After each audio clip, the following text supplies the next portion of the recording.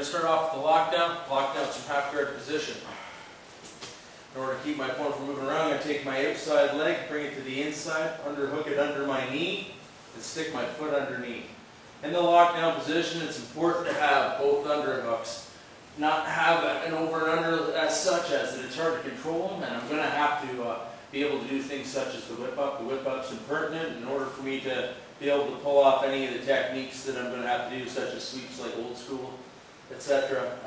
If the guy does have an overhook, over under grip around me, I'm going to have to do the jaws of life. The jaws of life, I need to be able to create space in order to get this elbow through and underneath my opponent. So what I'm going to do is take my palm and place it on his forehead, start pushing towards 10 o'clock, grab my other palm and cup it, and push to assist in gaining that space. Once the space has been created between my partner and myself, I can slide my hand underneath as a wedge and slide both hands out and under. So now I have my both underhooks, which I'm going to need to be able to do the whip up. Once I have my hands underneath for the whip up, what I'm going to be doing is place my hands on his hips and lifting my partner up and whipping him out to the side. I can either get up on my elbow if possible, that's a lot better. If not, I at least want to be out to the side and underneath him for leverage purposes, gripping across his lat. Try from the other angle so you can see.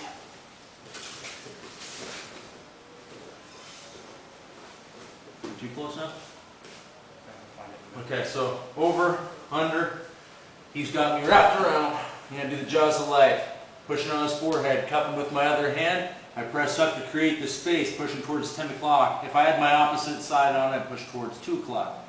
Slide my hand underneath, bring my other hand through. This hand simply acts as a wedge so that I have the space to pull both my arms underneath. From here, we're going to work on the whip up. Both hands on his hips, lifting up, pushing him, coming to the side. From here, it's great if I can make it up to my side. We can start to go to dogfight position. If not, then I can start reaching for old school, etc.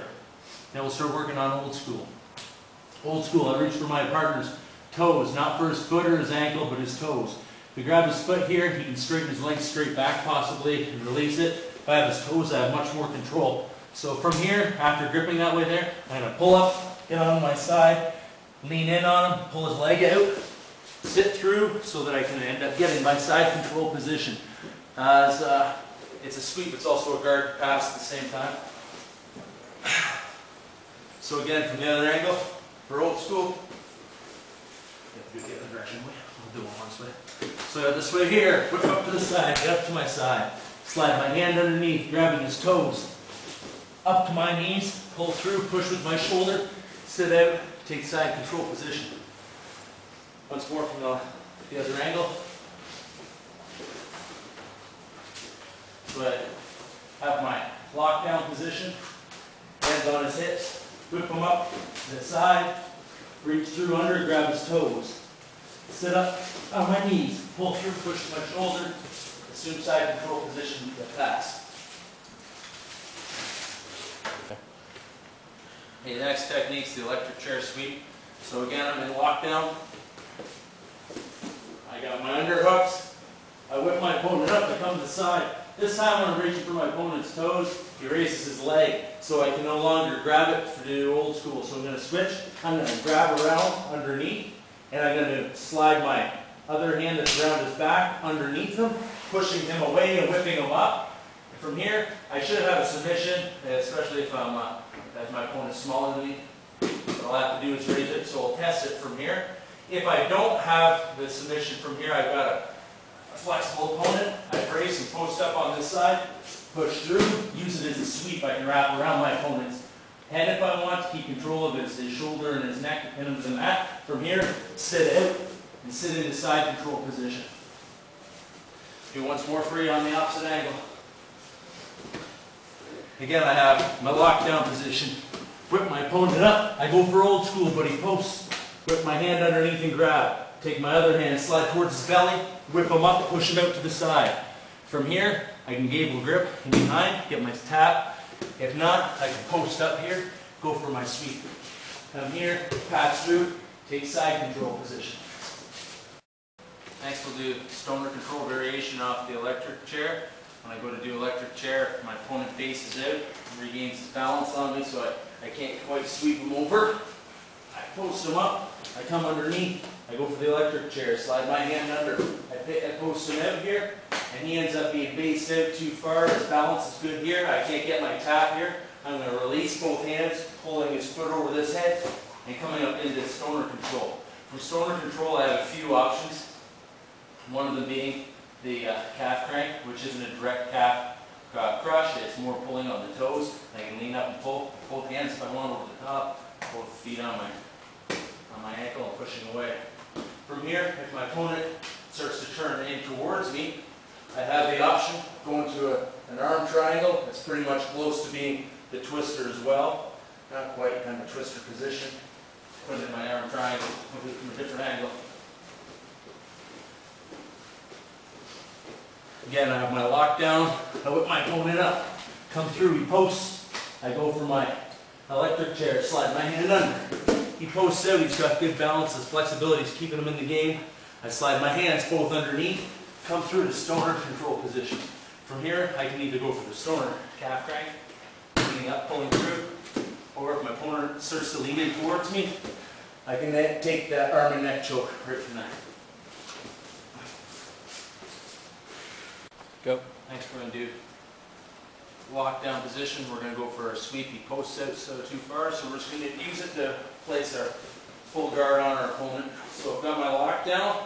I whip my opponent up. I come out to the side. He posts. It's too far away for me to grab, but I can just post my hand out and C-cup it in order to stop him from being able to bring it back. Swing through, take my full guard position. Very basic. Full guard is a better position than what I was in. So I got my lockdown. Whip my opponent up, come to my side. I'm reaching, he's too far out. I can keep his leg from coming back, but he's giving me a huge area of space to slide my leg through. So I slide through and pull full guard from there. Again, then we can start working into the forever guard variations, etc. from there. Next, we're going to work on the whip up into the dog fight. So, got my lockdown on my opponent.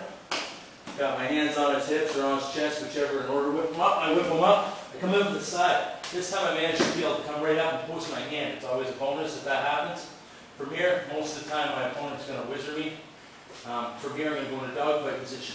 I'm going to pull my knee out and trap his knee underneath my foot. Like so. This is dog fight position from here. If he doesn't overhook and whizzer me, I'm just going to end up coming through and taking his back.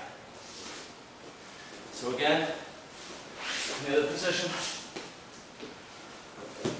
I got my lockdown on, hands on, whip up, come through, sit through, bring my knee out. Now I got all my body weight sitting down on his calf. I want control of that calf. I don't want him to be able to easily pull it out and have control of it. Therefore I'm sitting my weight back on it. From here, we can start to work into a bunch of the sweeps from the dog fight position. This is dog fight. Dog fight, we can do half and half. There's two variations I'll go over. The first basic one, I want to either gable grip in and around, but a soft part of my opponent's ribs, in between his ribs and his hip bone. I post my side out, drive in, drive him over, take my sweep. Opponent comes back up in dog fight position. Other variation, he's got his whizzer over the top, I've got my hook here. I can't quite reach for there. I'm going to grab him by the knee, posting this way here, so I can drive my shoulder in, pull on his knee, and push it on his ribs. Same thing, sit out into my side control position. Okay, dog fight position. Next technique we're going to do is plan B. So I have dog fight on my opponent. So I have my foot over top, my weight on there. He's got his whizzer. This time as I start to try to lean in on my opponent, he starts to use his whizzer against me. So he's starting to lean in on me. So from here what I'm going to do, leave your weight up a little. I'm going to be cupping C-cup underneath while rolling to my shoulder and lifting up on his lat with my left hand. My right hand's going to be lifting and driving as I scoop underneath him. So as he leans in, I use his momentum, scoop underneath, use my sweep. Do a bit further back. I'm sure the video didn't catch that. So I've got my dog fight position from here. My body weight's down on top. I go to lean in on my opponent. He's got a good strong whizzer. So as he leans in on me, I'm going to scoop under, lift with my left, and cup with my right hand with the C-cup, and pull my opponent over top of me as he leans in. So he uses momentum underneath, scoop, downside control.